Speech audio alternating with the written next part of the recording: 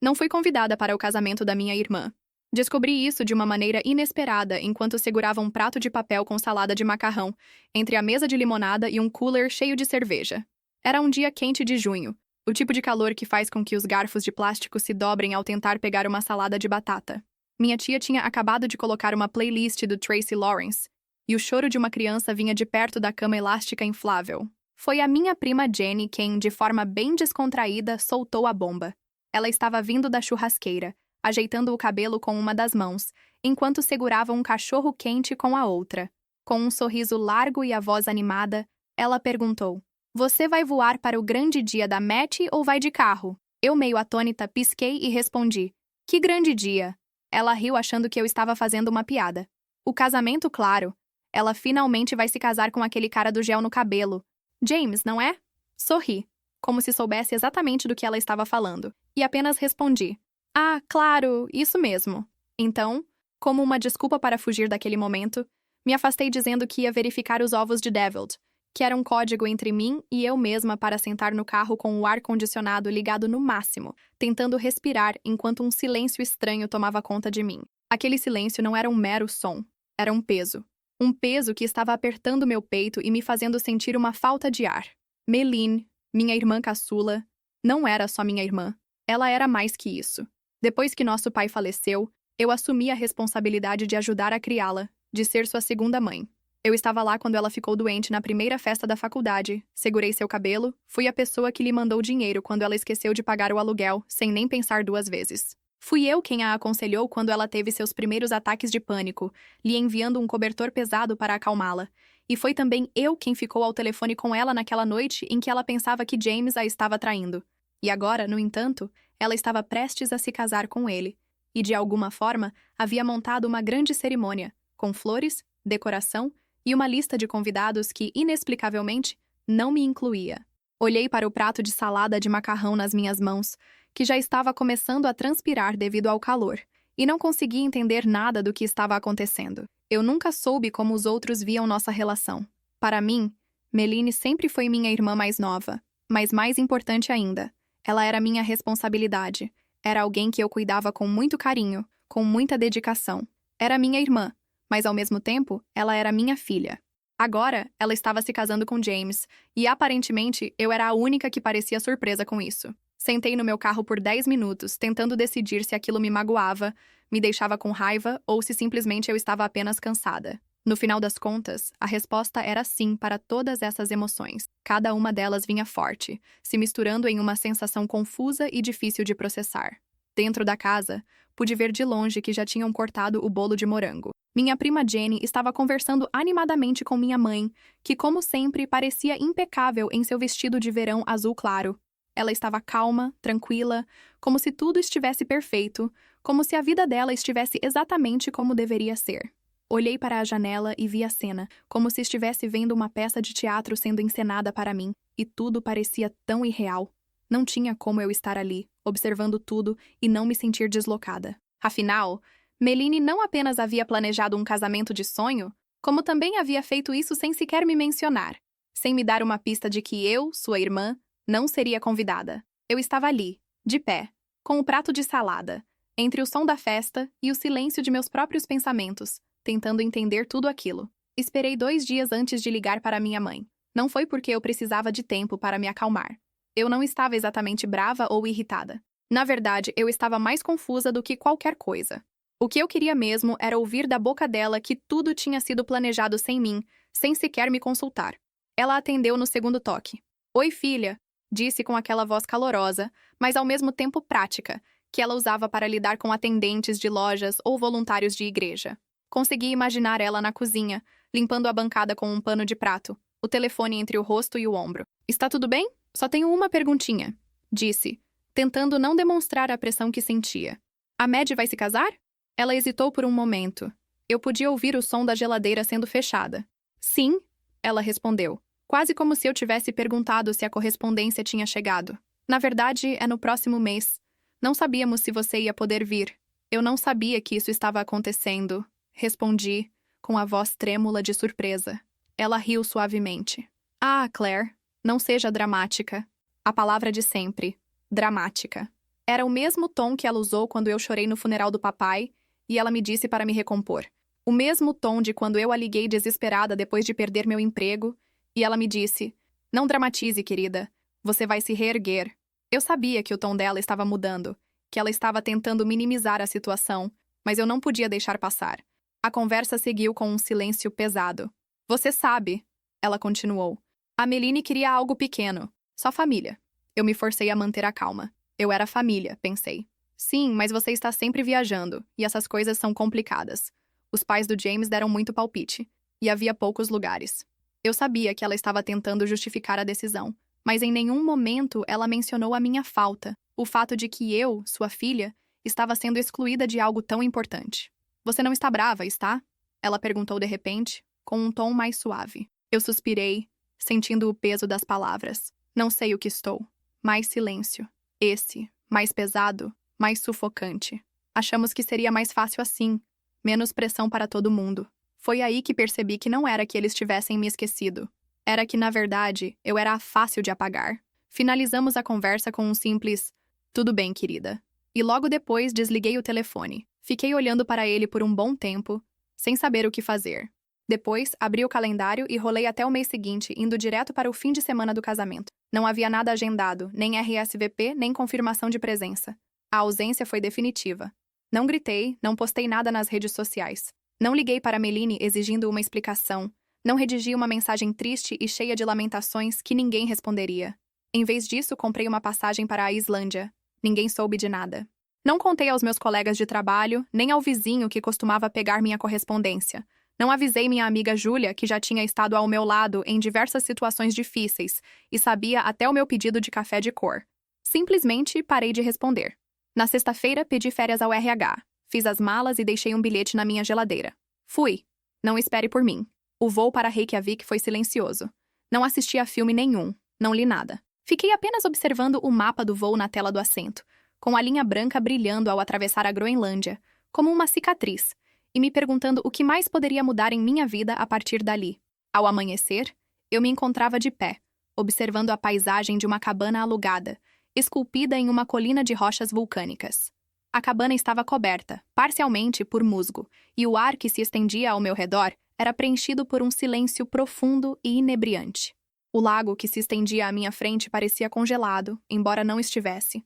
As janelas estavam embaçadas pela umidade da manhã, e o cheiro de enxofre exalava suavemente do chuveiro, criando um ambiente que parecia um retiro de outro mundo. Eu me apaixonei imediatamente por aquele lugar. Durante as primeiras 24 horas, eu não toquei no meu celular. O mundo lá fora parecia distante, sem pressa, sem exigências. Estava simplesmente presente, absorvendo o momento em sua plenitude. No segundo dia, tomei a decisão de caminhar até a beira da lagoa. O caminho estava coberto de neve, e ao longe avistei um banco de madeira que estava parcialmente enterrado pela neve espessa. Sem hesitar, sentei-me ali e fiquei imóvel por um tempo, até que minhas mãos começassem a perder a sensação. O frio era intenso, mas algo na solidão e na paz do local me fazia sentir confortável. Tirei uma foto, mas ela não era perfeita. Eu não estava sorrindo. A imagem mostrava uma figura solitária, vestida com um casaco de lã grosso, sentada ao lado das águas paradas, sob um céu nublado e sem cor. Não coloquei legenda, nem marquei ninguém. Apenas postei a foto na minha história do Instagram, deixando a imagem falar por si só. Em menos de 10 minutos, comecei a ver a lista de visualizações. Meline, minha prima Jenny, minha mãe, ninguém disse nada. Eu não esperava que dissessem. Esse não era o ponto. O ponto era que, de alguma forma, eles me viram. Não no chá de panela, não no jantar de ensaio, não no brunch de planejamento do casamento, no qual nem mesmo fui informada. Mas ali, em uma terra distante, de geleiras, vapor e silêncio, eu me tornava momentaneamente visível. Mesmo sem estar fisicamente presente, ainda havia algo que me conectava àqueles que, de alguma forma, ainda me pertenciam. No dia seguinte, não postei nada. Passei o dia vivendo no meu próprio ritmo, bebia café amargo em uma caneca de cerâmica e assistia ao nevoeiro se espalhar lentamente sobre o lago. Escrevi em meu diário. Nada poético. Apenas listas de coisas que eu não tinha que fazer aqui. Não havia conversas triviais, nem a necessidade de fingir que estava tudo bem, sem convite, sem lista de presentes, apenas eu e o som do gelo que se deslocava com o vento. Apesar de ninguém mencionar o evento, Eu sabia que o casamento ocorreria naquele final de semana. Não foi dito diretamente a mim, mas pude perceber pela forma como as redes sociais funcionam quando a informação começa a ser compartilhada entre aqueles que não têm o cuidado de esconder certas coisas. Minha prima Trish havia postado um bumerangue de taças de champanhe se tocando, com a legenda "O amor está no ar". E alguém mais havia marcado um hotel boutique a 2 horas de Albany. Aquilo foi o suficiente para que eu soubesse onde e quando o evento estava acontecendo. No sábado de manhã, o dia em Islândia estava prateado e silencioso. Eu me sentei perto da janela com um cobertor sobre as pernas e fiquei observando a luz suave, que começava a se espalhar lentamente pelo lago. Não havia sinos de igreja, nem playlists de casamento, nem risadas das damas de honra nos bastidores. Tudo ao meu redor era neve, vapor e a quietude das paisagens inalteradas. Preparei um mingau de aveia e novamente não olhei para o meu celular. Eu sabia que o casamento provavelmente já havia começado naquele momento. Talvez Meline estivesse se dirigindo ao altar com um vestido de renda e sem mangas, com o rosto iluminado por uma felicidade que eu não fazia parte. Eu imaginava a cena. Uma iluminação suave, flores em tons pastéis e uma atmosfera que emanava alegria. E em algum lugar entre as fotos daquele dia, havia uma cadeira faltando. Não de forma óbvia, claro. Eles provavelmente teriam preenchido o assento ou reorganizado as fileiras, mas eu sabia onde deveria estar e não estava ali. Naquela noite, postei uma nova foto. Era simplesmente a minha mão segurando uma caneca de cerâmica contra o fundo do lago congelado. O céu estava em tom lavanda, quase lilás. Um pequeno lascado de esmalte em uma das minhas unhas foi visível, mas isso não importava. Nada glamuroso, nada forçado, sem legenda. Apenas a imagem em si. E novamente, as notificações começaram a chegar. Meline, minha mãe, 2 amigas dela com quem eu não falava há anos. Mas como da última vez, ninguém me mandou uma mensagem. Ninguém disse nada. Porém, desta vez, eu senti uma diferença. O silêncio que antes era simplesmente uma ausência, agora tinha um tom de presença contida. Não era mais apenas um vazio, era algo mais profundo, como se uma parte de mim tivesse sido conscientemente excluída, mas ainda estivesse lá, à margem.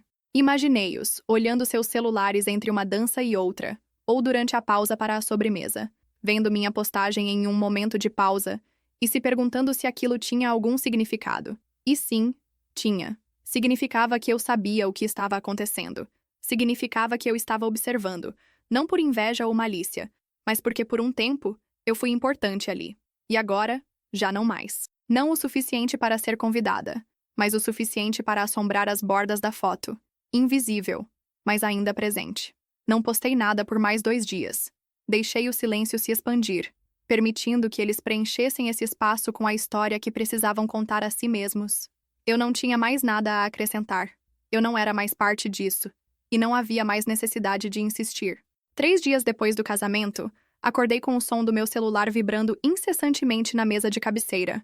Era um pouco mais de 6 horas da manhã, e lá fora, o céu estava em um tom cinza pálido, de um cinza que fazia com que você esquecesse que o sol alguma vez existira. O celular não parava de vibrar. Mensagens, chamadas perdidas, mais mensagens. No começo, achei que poderia ser alguma notícia ruim. Talvez alguém tivesse morrido. Mas ao olhar para os nomes na tela, percebi que a história era diferente. Lindsay, tia Carol, minha mãe, depois a colega de faculdade de Meline, e finalmente Julia, a única que sempre me disse a verdade. A mensagem de Julia foi curta e direta, sem cumprimentos, sem rodeios.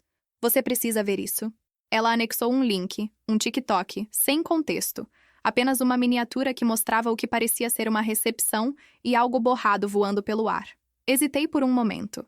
Não estava certa de que queria abrir aquilo, mas a curiosidade foi mais forte. Eu cliquei. O vídeo começou no meio de um caos completo. Gritos, movimento frenético. Uma das madrinhas estava gritando, não de alegria, mas de raiva. Sua voz estava quebrando enquanto ela atirava o buquê pela sala. As pessoas se levantavam, viravam, se afastavam. Alguém derrubou um centro de mesa e o vidro quebrou ao fundo. E então a câmera focou em Meline. Ela estava chorando. Não eram lágrimas delicadas, mas uma agitação visível. Ela gritava alguma coisa, mas o áudio estava distorcido. Foi quando uma outra voz apareceu, clara e firme. Você era minha melhor amiga, Maddie, minha dama de honra, e estava dormindo com ele o tempo todo. A voz que eu ouvi era de Rachel, a minha melhor amiga desde o primeiro ano da faculdade. A mesma amiga que ajudou a planejar a despedida de solteira. A mesma que, aparentemente, tinha planejado se casar com James. Senti um frio na barriga. como se o chão tivesse desaparecido sob os meus pés. Em seguida, outra voz de um convidado que tentava rir disse: "Essa é a madrinha de honra." A câmera fez um movimento rápido, só o suficiente para mostrar James parado entre as duas, com as mãos levantadas como se estivesse tentando controlar uma situação fora de controle. Ele disse algo, mas ninguém conseguiu ouvir. Não importava. A multidão já estava se movimentando, as pessoas sussurrando, pegando os casacos e guardando as bolsas. Uma mulher saiu com o guardanapo ainda na mão. O vídeo terminou com Meline, que estava no centro de tudo, desabando no chão. Assisti a cena 2 vezes. Depois, desliguei o celular e fiquei olhando para o teto da minha cabana. O som das tábuas de madeira rangendo por causa do frio ecoava na sala. Do lado de fora, um pássaro cantava, mas eu não sabia nomeá-lo. O zumbido do meu celular começou de novo. Mensagens de voz, chamadas perdidas, textos novos se acumulando sobre os antigos. Ninguém dizia claramente as palavras, mas elas estavam lá, implícitas. "Por favor, me ligue. Sua irmã está um caos. Precisamos de você aqui. Claire, por favor." Ao meio-dia recebi uma mensagem de voz da minha mãe, com a voz vacilante, quase como uma estação de rádio que tentava encontrar a frequência certa. Na mensagem, ela me dizia que Meline não estava comendo, que a família estava envergonhada e que as pessoas estavam comentando sobre o ocorrido. Não mencionou que eu estava certa, não pediu desculpas, não perguntou como eu estava. Apenas disse: "Não sabemos o que fazer sem você." Fiquei sentada na janela, com os pés descalços pressionados contra o piso frio, observando o lago que ondulava sob o vento. O celular vibrou mais uma vez. Agora era Rachel. Não uma ligação, apenas uma mensagem de texto. "Desculpa por você não ter estado lá. Você provavelmente teria me impedido." Ela estava enganada. Eu não teria impedido. Eu teria deixado a verdade seguir seu curso, assim como fiz. No começo da tarde, o telefone parou de tocar e começou a implorar. As mensagens de voz já não estavam mais rápidas ou irritadas, mas sim suaves e cheias de urgência. Minha mãe deixou 6 mensagens em menos de 3 horas, cada uma mais aflita que a anterior. Na terceira, ela estava chorando ou tentando. Sua voz se partia em lugares onde antes não se quebrava. "Claire", ela sussurrou. "Sua irmã está arrasada. Acho que ela não saiu do quarto desde sábado. Não sabemos o que dizer a ela. Precisamos de você aqui. Você sempre foi a forte, a que mantém todos unidos." Aquela frase novamente, a forte, a que sabia como carregar os outros, que nunca pedia para ser carregada. Eu não respondi. Em vez disso, coloquei a água para ferver e saí de casa, deixando o vapor aquecer meu rosto enquanto o vento cortava minhas mangas. O céu acima de mim estava imenso, baixo e silencioso. Tirei uma foto do horizonte, com uma luz rosa suave repousando na borda de uma geleira, e postei sem dizer nada. 5 minutos depois, meu celular vibrou novamente. "Ela não está bem. Está sempre perguntando por você. Claire, por favor." Essa mensagem veio da irmã do meu pai, uma mulher que, depois da morte dele, me disse que as filhas mais velhas são como mães extras. Eu tinha 15 anos na época. Fiquei observando a neve que caía sobre o degrau da varanda e não disse nada. Naquela noite, uma mensagem chegou de Meline, não uma ligação, apenas um texto. "Eu sei que te magoei. Não achei que isso fosse importar tanto. Achei que você não queria mais fazer parte das coisas. Por favor, eu preciso de você. Não sei a quem mais pedir." Fiquei encarando a mensagem por um bom tempo. Não porque eu duvidasse dela, mas porque era a primeira coisa real que ela me dizia em anos. Mas não foi suficiente. Não depois de todas as vezes em que ela aceitou minha ajuda, mas não a minha presença. Não depois de me deixar desaparecer da foto da família sem perguntar se eu ainda estava ali. Eles não sentiam minha falta. Sentiam falta do que eu fazia por eles. E agora, que tudo estava desmoronando, queriam que eu voltasse a ser a estrutura, o apoio. Mas eu não era mais feita de aço. Eu me tornei uma geleira, fria, imóvel e inabalável. Era quase meia-noite quando o telefone tocou de novo. Dessa vez atendi. Não por perdão. Não porque eu tivesse suavizado. Eu simplesmente não queria que o silêncio falasse por mim. "Claire." Minha mãe respirou fundo, como se estivesse segurando a voz há horas. Não falei nada. Ela esperou, então preencheu o espaço com explicações disfarçadas de preocupação. "Ela não está bem", disse suavemente. "Madeline, ela mal come. Não desce para o andar de baixo. Continua perguntando se você respondeu." Eu ouvi o som de um objeto cerâmico sendo colocado em algum lugar ao fundo, provavelmente na cozinha dela. Provavelmente a mesma xícara de chá azul que ela sempre usava quando precisava parecer mais gentil. "Eu queria que você estivesse aqui", ela acrescentou. Olhei pela janela da minha cabana. Lá fora, o lago estava como um espelho. O céu estava baixo e sem fim, o tipo de frio que faz o som parecer menor. Eu disse finalmente por anos. Você só não me viu. Houve uma pausa. Não foi defensiva, nem rápida, apenas calma. Eu não sabia que você se sentia assim, ela disse. A voz mais fraca agora. Você nunca disse. Ninguém perguntou. Ela soltou uma respiração, não exatamente um suspiro. Apenas o som de perceber que não havia mais nenhum roteiro que ainda funcionasse. Desculpe, ela disse, mas a palavra saiu quase como uma pergunta. Eu não respondi. Em meio ao silêncio, ela entendeu, porque pela primeira vez, não tentou consertar nada. Nenhuma desculpa, nenhuma tentativa de reescrever a história. Apenas o som da sua respiração, o suave tic-tac de um relógio ao fundo, o silêncio de duas pessoas percebendo que algo já tinha acabado há muito tempo, e aquilo era apenas o eco. Você vai voltar para casa? Ela perguntou depois de um tempo. Eu olhei ao redor da sala, o piso de madeira, o cobertor de lã sobre a cadeira, o som do vento batendo nas janelas. Tudo simples, tudo meu. Não, respondi suavemente. Acho que finalmente estou em casa. Não dissemos adeus. Apenas deixamos a ligação desaparecer. Fiquei ali por um tempo, ouvindo o silêncio. Já não doía mais. Também não me confortava. Simplesmente parecia verdadeiro. Na manhã seguinte, acordei cedo. A cabana ainda estava imersa naquele tipo de quietude que não exige nada de você. Me envolvi em um suéter grosso e saí para o deck nos fundos. O lago abaixo estava tão liso quanto vidro, refletindo o dourado pálido do sol nascente. O céu se estendia amplo e vazio, e pela primeira vez aquele vazio parecia paz. Preparei chá, escrevi algumas linhas no meu diário, depois peguei o papel grosso que havia trazido de casa, mas nunca usado. Escrevi uma carta, curta, simples, sem acusações, sem listas do que foi feito ou deixado de fazer. Apenas isso. Espero que você encontre paz. Espero que conte a verdade. Espero que da próxima vez o convite venha antes do pedido de desculpas. Claire. Assinei com meu nome completo. Dobrei cuidadosamente. Enderecei para a casa onde cresci. Sem endereço de retorno. Mais tarde naquele dia, fui até a cidade e coloquei a carta em uma caixa de correio vermelha perto de uma padaria que exalava cheiro de cardamomo e cinza. O homem atrás do balcão acenou com a cabeça enquanto eu passava, me reconhecendo da manhã anterior. Frio hoje, ele comentou. Eu sorri. Não tanto quanto ontem. Na volta, parei na beira da lagoa. Um único banco estava voltado para a água. Sentei por um tempo, tomando café de um copo de papel, observando o vapor subir e desaparecer. Meu celular ainda estava no bolso, intocado.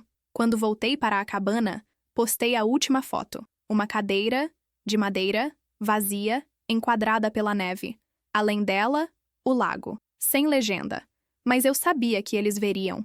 Não porque me seguiam, mas porque as pessoas sempre percebem o que falta, quando o silêncio se torna grande demais e o tempo passa sem que nada seja dito. Aquela noite, não cheguei a verificar mensagens, nem a rolar a tela, nem a me perguntar o que estavam dizendo lá em casa. Em vez disso, fiz sopa, acendi uma vela, puxei o cobertor para o meu colo e li a mesma página de um livro 3 vezes. Não porque estivesse distraída, mas porque não tinha pressa em sair do silêncio. Não havia vitória nisso. Apenas clareza. Não havia fechamento. Apenas espaço. E pela primeira vez em anos, não me senti apagada. Eu simplesmente me senti inteira.